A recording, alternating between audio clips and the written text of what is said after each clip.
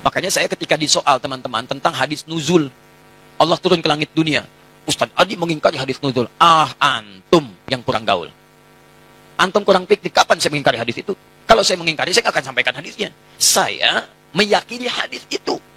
Bahkan hadis itu disampaikan oleh riwayat Tabaqah pertama oleh 30 orang sahabat paling thiqah. Cuman pemahaman saya tidak seperti pemahaman antum dalam memahami hadis itu. Itu masalahnya. Ini kadang orang itu seenaknya saja. Ustaz Adi mengingkari ini. Bukan mengingkari, antum yang kurang paham. Saya meyakini hadis itu, cuman pemahaman saya beda dengan pemahaman antum.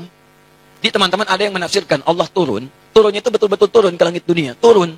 Dibatasi dengan tempat. Penafsiran itu menurut saya tidak tepat. Kalau antum ingin artikan sesuai hadis, jangan dibahas bagaimana caranya. Sudah biarkan dengan hadisnya. Tapi ketika antum katakan turun ke langit itu benar-benar turun, berarti Allah menempat. Itu mujassam. Nah, dalam nilai akidah ada firqah disebut dengan mujassimah. Firqah itu menjadikan Allah berjisam kepada makhluk yang semalam saya bahas itu. Di antara turunannya aliran sesat, kata Syekh Hashim. Siapa aliran sesat ini yang meyakini Allah mujassam? Mujassam itu menyatu dengan benda, dengan tempat, bahkan dengan makhluk. Di antara yang paling fatal, Allah menyatu dengan jasad seseorang. Itulah yang manunggaling kaulah Gusti.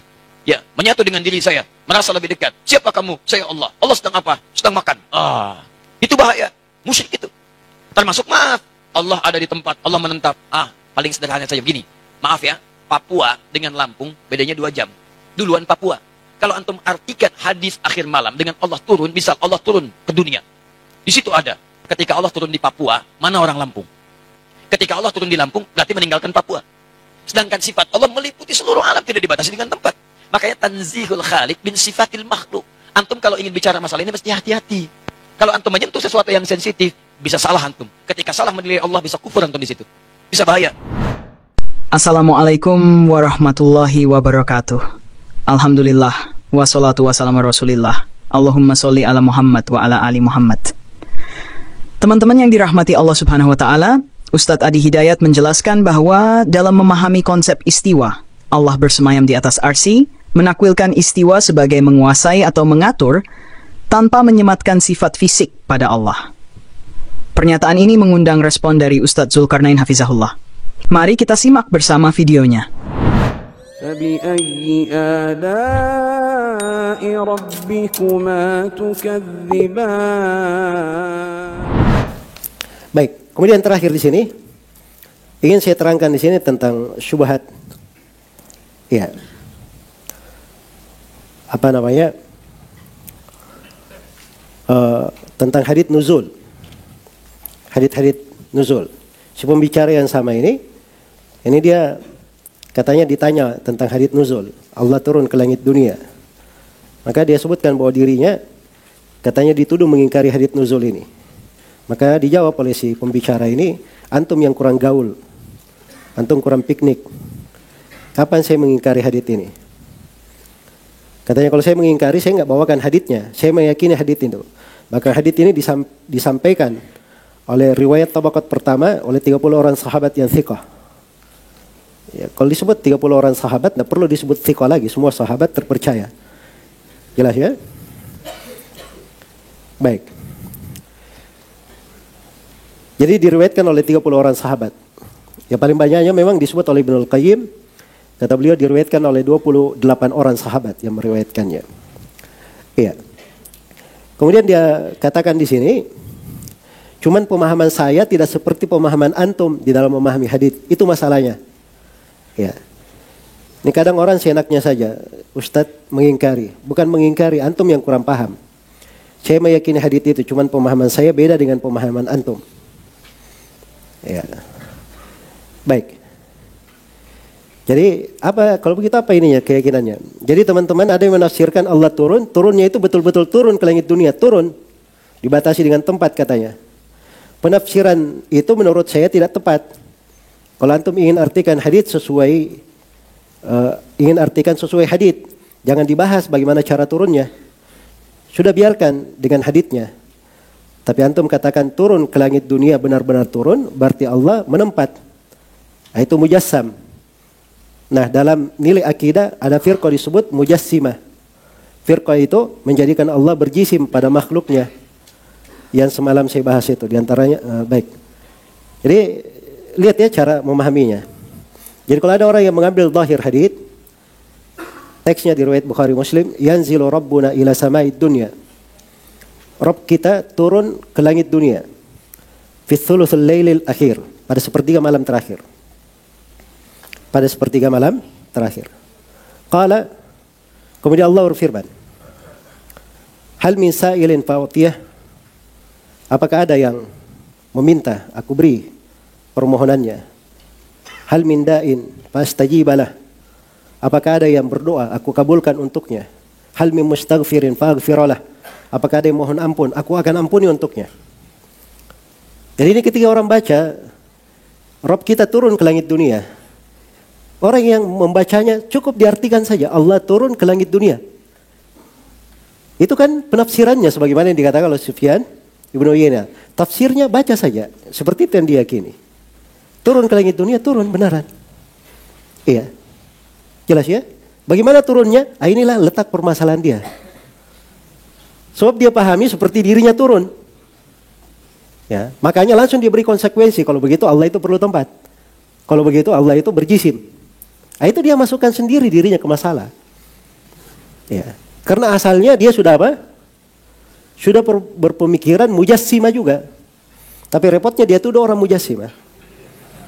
Ya, dia tuduh orang mujassima. Dan ini tidak benar ya, tidak benar. Baik. Terus masalah lainnya katanya. Ini dia sebut juga di antara masalah lain. Iya. Dia kasih contoh sederhana begini. Yang di Papua dengan Lampung beda 2 jam. Duluan Papua. Kalau antum artikan hadits akhir malam dengan Allah turun, misalnya Allah turun di dunia, di situ ada. Ketika Allah turun di Papua, mana orang Lampung? Ya. Ketika Allah turun di Lampung, berarti meninggalkan Papua. Sedangkan sifat Allah meliputi seluruh alam, tidak dibatasi dengan tempat. Nah ini sudah paham ya, letak kekeliruannya memahami di mana.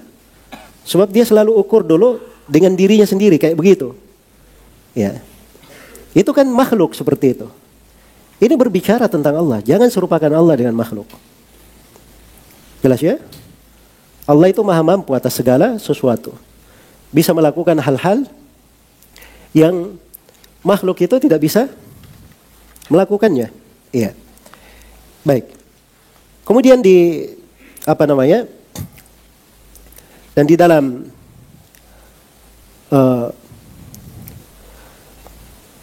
pembahasan syubhat ini terlalu banyak ya, orang seperti ini cara berpikirnya. Katanya kalau kita lihat di penjuru dunia ini, ya, itu tidak selalu dikatakan. Ini sepertiga malam di sini, di sana sepertiga malam, sama semuanya. Tapi ada di sini malam, ada di sini siang. Kan begitu. Nah, ini mereka anggap tidak seperti itu di dalam memahami hadits. Baik.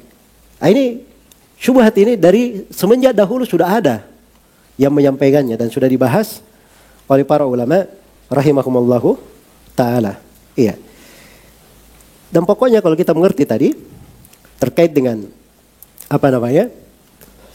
terkait dengan mana takwil, kemudian mana tafwid, dan bagaimana kekeliruan takwil dan tafwid ini, maka akan mudah insyaallah taala memahami hadits-hadits yang seperti ini. Baik, saya beri ya beberapa contoh hadits dari Rasulullah sallallahu alaihi wasallam ya supaya kita paham. Nabi sallallahu alaihi wasallam pernah bersabda di hadits riwayat Muslim dari hadits Abu Hurairah, "Idza qala al-'abdu alhamdulillahi rabbil alamin." Ya, kalau si hamba berkata alhamdulillahi rabbil alamin, Allah berfirman apa? Hamidani abdi, hambaku memujiku. Kalau hamba salat terus lalu dia baca Ar-Rahmanir Rahim, maka Allah berfirman athna alayya abdi. Kalau dia baca Maliki Yaumiddin, maka Allah berfirman majjadani abdi. Kalau hamba berkata iyyaka na'budu wa iyyaka nasta'in, maka Allah berfirman hada baini wa baina abdi wa li abdi mas'al. Ya, baik. Semua manusia bermunajat kepada Allah. Semua umat Islam membaca surah yang sama. Di berbagai tempat, berbagai di berbagai tempat, berbagai waktu. Iya. Berbagai waktu. Pertanyaannya, Allah Subhanahu wa taala pada setiap hamba yang berucap seperti itu, dia balas seperti itu? Saya tanya. Dia balas seperti itu? Iya, karena Allah kabarkan. Iya. Bagaimana caranya? Nah, itulah masalahnya. Kenapa kamu tanya-tanya? Iya. Itu bukan ranah kamu untuk bertanya hal yang seperti itu. Jelas ya? Ini hal semua orang paham, tidak ada kontradiksi di dalam hal itu. Jelas ya? Allah Subhanahu wa taala memberi rezeki. Ini misalnya bertambah ilmu, sana bertambah kekayaan, sana bertambah istri, sana bertambah. Semuanya dikasih tambahan satu saat. Allah yang memberi rezeki kepadanya. Tidak usah ditanyakan, itu semuanya ada. Tapi tidak ada kontradiksi di dalam perbuatan Allah Subhanahu wa taala. Baik, lebih daripada itu ini matahari ya. Kita lihat matahari. Bergerak satu gerakan. Iya. Dia terbit, terbenam, kan begitu? Terbit, terbenam. Matahari yang terbit, terbenam ini, itu kepada kaum yang beraneka ragam. Iya, kepada kaum yang beraneka ragam. Ada yang musim dingin, ada yang musim panas, ada yang musim salju, ada yang musim semi, macam-macam. Padahal dia gerakan, satu kali gerakan semuanya. Dan ini mencakup semuanya. Mencakup semuanya. Jelas ya? Kalau makhluk saja Allah atur seperti itu, apa hal yang tidak mudah bagi Allah? Kalau Allah sudah kabarkan sesuatu. Jelas ya? Cuman jangan dikiaskan Allah itu dengan kamu sendiri. Ini kan selalu dia pikir dirinya. Ya. Selalu dia pikir dirinya. Kalau saya di Indonesia sepertiga malam, di Amerika masih siang. Nah, itu kan diri kamu. Ya. Jelas ya? Maka seorang itu paling enaknya dia baca sebagaimana datangnya. Ya, begitu Allah Subhanahu wa taala mengabarkan dirinya turun ke langit dunia, itu makna keimanan. Masya Allah, dia bergembira. Ini waktu mustajabah. Dia semakin mantap, semakin semangat berdoa kepada Allah, memohon ampunan. Tapi kalau dia dengar hadits ini, sepertiga malam terakhir dia pikir turun, ya ini Papua, Amerika. Kapan dia mau istighfar dan tobat kepada Allah? Jelas ya? Teman-teman yang dirahmati Allah Subhanahu wa taala, dalam ceramahnya, Ustadz Zulkarnain Hafizahullah membahas syubhat keraguan terkait hadis nuzul, yaitu hadits yang menyebutkan bahwa Allah turun ke langit dunia pada sepertiga malam terakhir. Beliau menekankan bahwa banyak yang salah memahami hadis ini dengan menganggap turunnya Allah serupa dengan pergerakan fisik makhluk yang membutuhkan tempat dan batasan. Menurutnya, Allah tidak dibatasi oleh ruang dan waktu, dan mengaitkan sifat-sifat fisik dengannya adalah keliru dan termasuk mujassimah, menyerupakan Allah dengan makhluk. Ustadz menegaskan bahwa hadis ini diriwayatkan oleh sahabat-sahabat terpercaya dan diakui para ulama. Beliau menganjurkan agar kita cukup mengimani hadis tersebut apa adanya tanpa mempertanyakan bagaimana prosesnya, sehingga kita terdorong untuk beribadah dan berdoa di waktu mustajab. Sebagai perumpamaan, Ustadz memberi contoh pergerakan matahari yang mempengaruhi berbagai wilayah dengan musim berbeda, menunjukkan bahwa Allah Maha Kuasa dan mampu mendengar serta mengabulkan doa dari berbagai tempat dan waktu. Demikian video yang kita dapat bagikan kali ini. Semoga bisa memberikan pencerahan bagi kita semua. Mohon maaf jika ada kekurangan. Barakallahu fikum. Assalamualaikum warahmatullahi wabarakatuh.